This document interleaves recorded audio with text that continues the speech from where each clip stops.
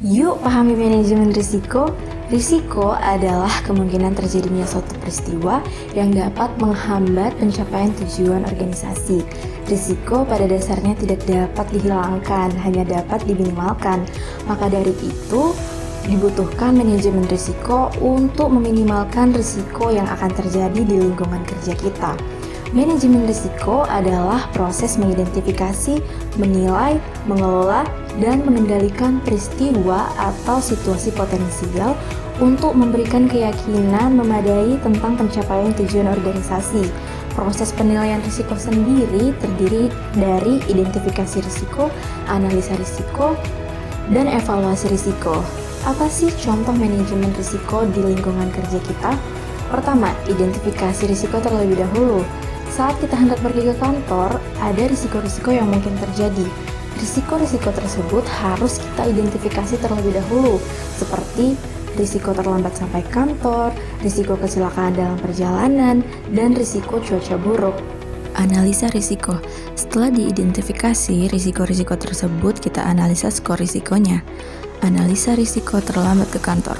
Frekuensi terjadi selama sebulan 3 kali, kemungkinan terjadi sedang, dampak risiko, potong gaji, dicap tukang terlambat, diomelin atasan. Skor risiko, frekuensi 2, kemungkinan terjadi 3, dampak 3, total 18, risiko sedang. Analisa risiko kecelakaan di jalan raya. Frekuensi terjadi selama sebulan 1 kali, kemungkinan terjadi tinggi, dampak risiko masuk rumah sakit, tidak bisa bekerja, kerusakan properti, membahayakan nyawa atau kematian. Skor risiko, frekuensi 1, kemungkinan terjadi 4, dampak 5, total 20, risiko tinggi. Analisa risiko cuaca buruk. Frekuensi terjadi dalam sebulan 2 kali, kemungkinan terjadi rendah, tergantung musim, dampak risiko, terlambat masuk kantor, basah kuyup, ketidaknyamanan. Skor risiko, frekuensi 2, kemungkinan terjadi 2, dampak 3, total 12, risiko rendah. Ketiga, evaluasi risiko. Setelah dianalisa dan didapatkan skornya, risiko-risiko tersebut kita evaluasi dengan mengurutkan risiko tertinggi hingga risiko terendah. Yang pertama adalah risiko kecelakaan di jalan raya karena skornya tinggi, yang kedua adalah risiko terlambat karena risikonya sedang, dan yang ketiga adalah risiko cuaca buruk karena risikonya rendah.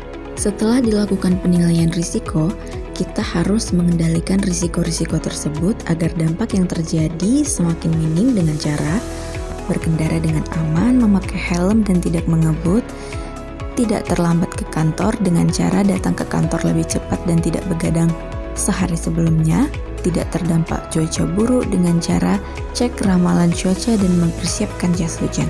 Setiap tindakan pasti ada risikonya, tapi apakah itu akan menghentikan kita? Tentu tidak.